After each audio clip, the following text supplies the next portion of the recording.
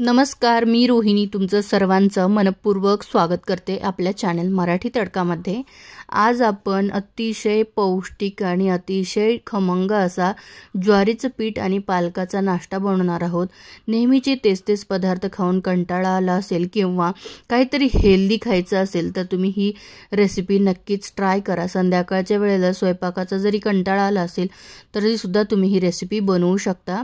त्यासाठी इथं मी घेतलेलं आहे एक मिक्सरचं भांडं, मोठ्या साईजचं भांडं मी इथं घेतलेलं आहे। त्यामध्ये 2 कप स्वच्छ धुवून घेतलेला पालक, अगदी मोठा मी कापून घेतलाय, तो 2 कप पालक मी यामध्ये टाकलेला आहे। आता याचमध्ये आपल्याला 1 कप ज्वारीचं पीठ टाकायचं आहे। हे पीठ मी छान चाळून घेतलेलं आहे। 1 कप ज्वारीचं पीठ मी यामध्ये टाकलेलं आहे।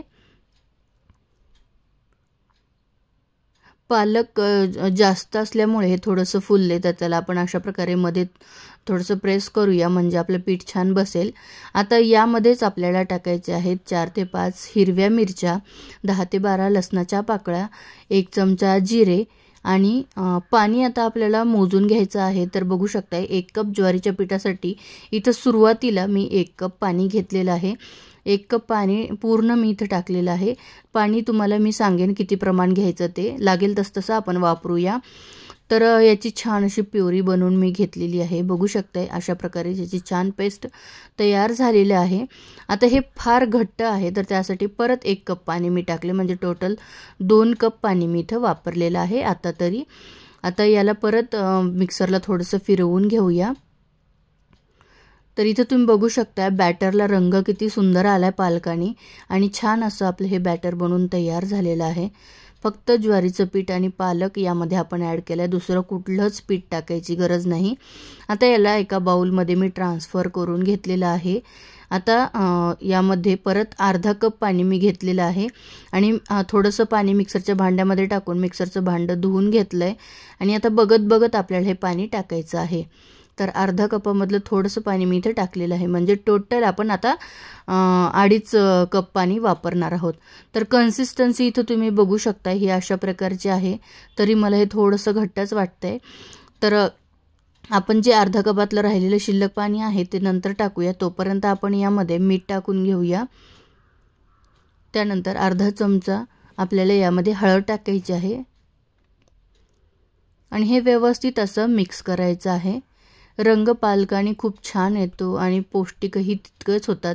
नेहमी आपण जे ज्वारीच्या पिठाचे धिरडे बनवतो त्यापेक्षा हे जे धिरडे आहेत ते अतिशय पौष्टिक बनून तयार होतात।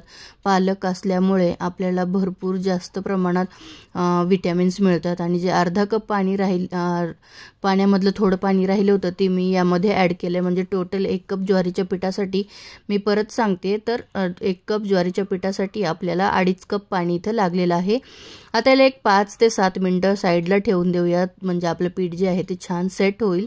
एक 5-7 मिनिटानंतर तुम्ही बघू शकताय मिश्रण अगदी मस्त तयार झालेलं आहे।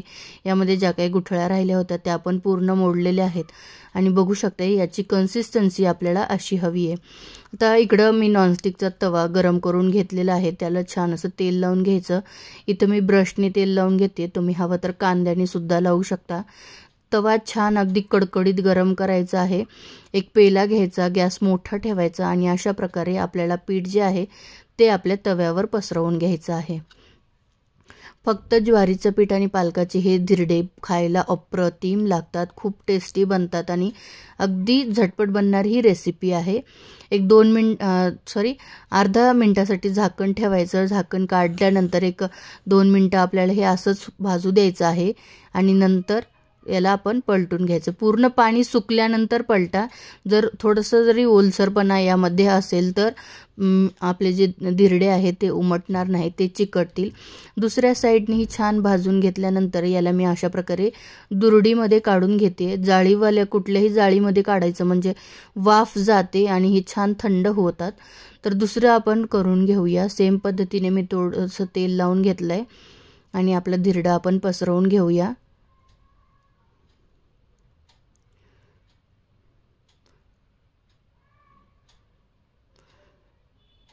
झाकण ठेवायचं अर्ध्या मिनिटासाठी। झाकण काढून परत थोड्या वेळसाठी आपण याला हे करणार आहोत।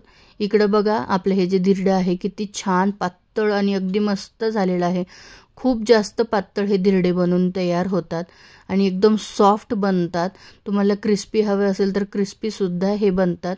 किती मस्त हे धिरडे झालेले आहेत, अतिशय पौष्टिक आहेत. नक्कीच ट्राय करून बघा. तुम्ही मुलांच्या नाश्त्यासाठी सुद्धा हे देऊ शकता. दुसरा धिरडं पण आपलं इथं बघू शकताय मस्त तयार झालेलं आहे. तुम्हाला लक्षात येत असेल पूर्ण पाणी सुकल्यानंतर आपल्याला याला पलटायचं आहे.